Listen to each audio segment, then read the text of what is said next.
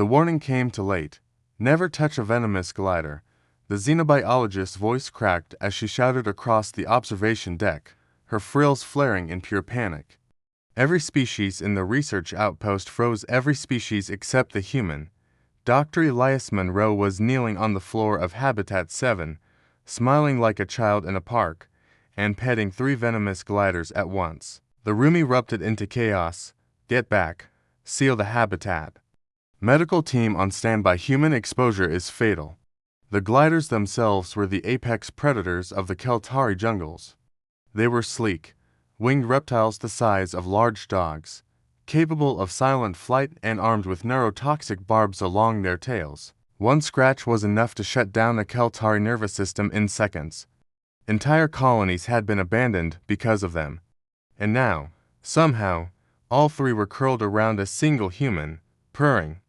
Yes, you're very scary, Monroe murmured, scratching under one glider's chin.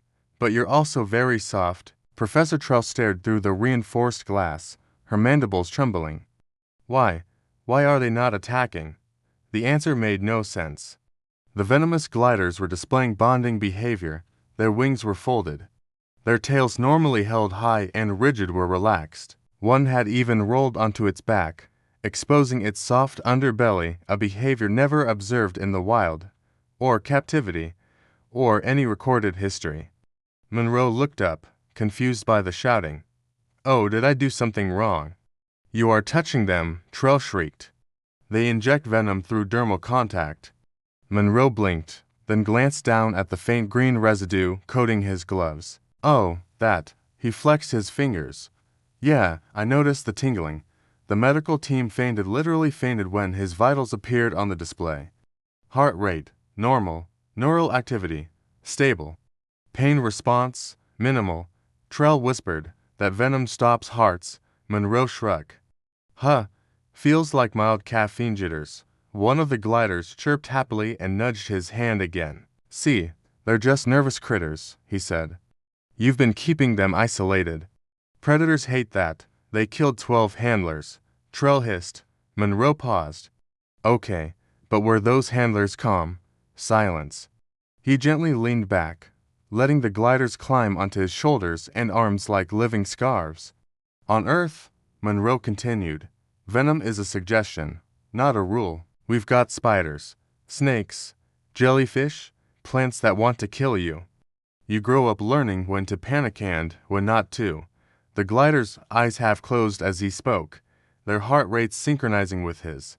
A junior researcher whispered, they've imprinted on him. No, Trell said slowly, realization dawning. They've accepted him as a non-threat. Monroe laughed.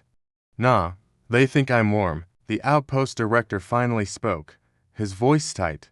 Dr. Monroe, please explain why you entered Habitat 7 unsupervised. Monroe winced. I was told not to feed them, and, well, he admitted, nobody said I couldn't say hello. The gliders lifted their heads in unison, wings spreading slightly, not in aggression, but in a territorial display. They were aimed right at the observation glass. They were protecting him.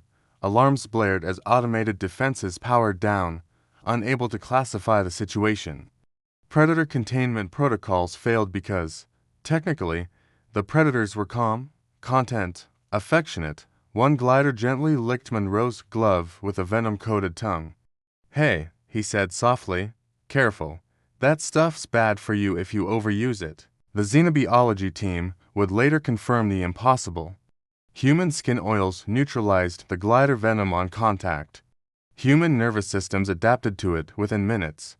And human body language, slow movement, gentle touch triggered a bonding response the gliders had never shown toward any other species. By the end of the day, Habitat 7 was reclassified, not as a containment zone, but as a human-assisted enrichment area. The official galactic advisory was updated within the hour. Warning: venomous gliders are extremely dangerous. Exception: humans. Do not attempt interaction unless you are human or wish to be mourned. As for Monroe, he submitted a formal request to adopt one. Trell denied it immediately. Then she watched the gliders follow him to the door, chirping softly, she sighed. Fill out the paperwork. And somewhere in the galaxy, another rule was quietly rewritten. Never touch a venomous glider. Unless you're human, because apparently, they just like being pet. Thanks for watching. If you enjoyed this story, be sure to like, subscribe, and hit that notification bell for more tales from across the galaxy. See you next time.